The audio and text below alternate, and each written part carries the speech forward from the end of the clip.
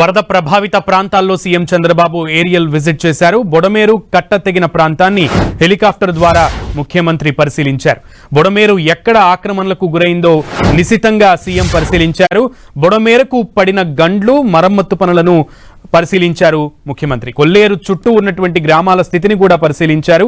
ప్రకాశం బ్యారేజ్కి దిగువన కృష్ణానది పరివాహక ప్రాంతాల ప్రవాహాలను కూడా పరిశీలించి కృష్ణానది సముద్రంలో కలిసే హంసలదీవి ప్రాంతాన్ని కూడా కీలకంగా ఏరియల్ సర్వే ద్వారా చూసినటువంటి పరిస్థితి కనబడుతోంది. కృష్ణానది లంక గ్రామాలను కూడా ముఖ్యమంత్రి ఈరోజు కీలకంగా పరిశీలించారు.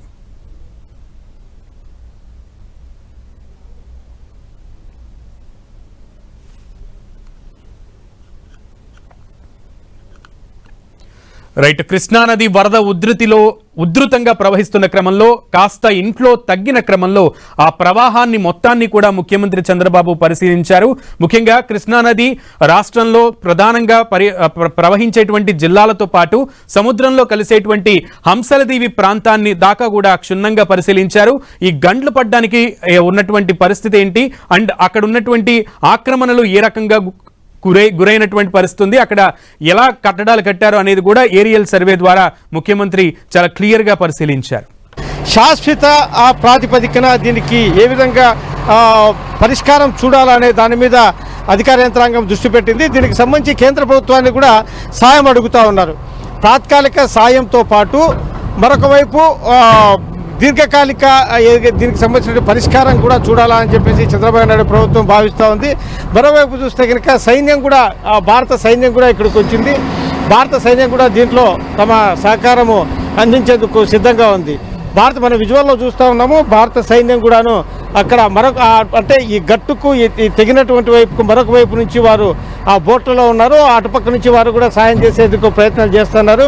అయితే ఇప్పటికే వారు వచ్చేసరికే ఈ రాష్ట్ర ప్రభుత్వం అధికార యంత్రాంగం స్పందించి 90% ఈ గండను పూడ్చివేసే కార్యక్రమము చేసింది.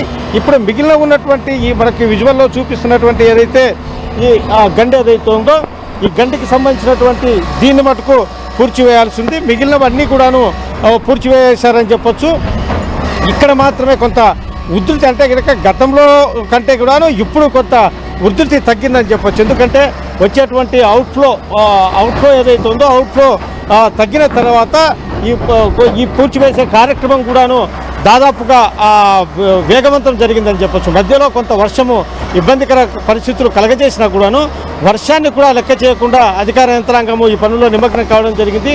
భారీ యంత్రాల సాయంతో జేసీబీలు, ప్రొక్లైన్లు వీటన్నిటి కూడాను తీసుకొని వచ్చి బుల్డోజర్లు ఇవన్నీ కూడా తీసుకొని వచ్చి పనులు అయితే కనుక వేగవంతం చేయడం జరుగుతూ ఉంది. దగ్గరలో ఉన్నటువంటి రాళ్లను మట్టిని తీసుకొని వచ్చి ఈ ఫస్ట్ దీనికి సంబంధించినటువంటి నీటి ఒరవడి విజయవాడ వైపు రాకోకుండా అధికార యంత్రాంగము చర్యలు తీసుకుంటా ఉన్నాడు. మనము విజువల్లో చూస్తూ ఉన్నాము. నిమ్మల రామనాయుడు మంత్రి ఇక్కడ ఉండి రాత్రింబవళ్ళు ఆయన కృషి చేస్తున్నారు. ఆయన సంబంధిత శాఖ మంత్రిగా తన వంతు కృషి చేస్తున్నారని చెప్పక తప్పదు. ఇక్కడ మనం ఈ విజువల్లో చూస్తే ఇక్కడ ఈ 7 గంటలను కూర్చిన దాంట్లో కూడాను అక్కడ కూడా ఆ మిషనరీస్ పనిచేస్తూ ఇంకా పూర్తి స్థాయిలో అక్కడికి నీరు వెళ్లకుండా అధికార యంత్రాంగము చర్యలు తీసుకోవడం జరిగింది. ఇక్కడ ఈ 7 గంటలలో ఒక గండి ఇక్కడ కొంత పెండింగ్ ఉంది. అయితే అక్కడికి మటుకు నీళ్ళు అయితే కనుక వెళ్ళలేదు. అధికారులు వెంటనే స్పందించి ఆ గంటలను అక్కడ ఆ గ్రామం దగ్గర సమీపంలోనే ఉన్నందున ఆ గ్రామానికి సంబంధించి అక్కడికి వెళ్ళకోకుండా 7 గంటలను పూడ్చడంతో పాటు ఒక గండి మటుకు కొంచెం పెండింగ్ ఉంది. అయితే ఇక్కడ నీటి ఒరవడి లేనందున ఎటువంటి ఇబ్బందికర పరిస్థితులు లేవు.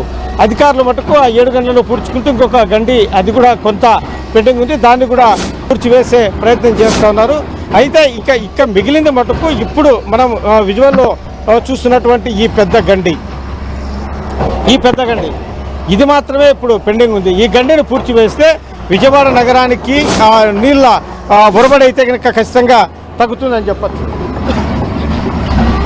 ఇక్కడ మనం విజువల్లో చూడొచ్చు. ఇక్కడ ఇదంతా చూస్తే కనుక ఒక నదిని తలపించేటువంటి దృశ్యాలు. ఇవన్నీ కూడాను పొలాలు. ఈ పొలాలన్నీ కూడాను పూర్తి స్థాయిలో మునిగిపోవడం జరిగింది. ఇక్కడి నుంచే ఈ గల్ల నుంచే ఇక్కడ నీరు ఉధృతంగా ప్రవహించి ఒక నదిలాగా మారిపోయి ఇక్కడ పొలాలను వాటన్నిటిని కూడాను ముంచుకుంటూ వెళ్ళి విజయవాడ నగరాన్ని కూడా ముంచేసిందని చెప్పొచ్చు. కాబట్టి అధికారులు ఈ గండిని పూడ్చివేస్తే కానీ ఇక్కడ ఉన్నటువంటి నీరు తగ్గే పరిస్థితి లేదు. ఈ గండను పూడ్చివేసిన తర్వాత ఈ నీరు తగ్గిన తర్వాతే విజయవాడ నగరంలోకి వెళ్ళేటువంటి నీరు తగ్గుతుంది. ఆ తర్వాత అక్కడ పునరావాసానికి అక్కడ వాళ్ళకి మరి అక్కడ సహాయ చర్యలు చేయడానికి కూడా మరింత అవకాశం ఉంటుంది.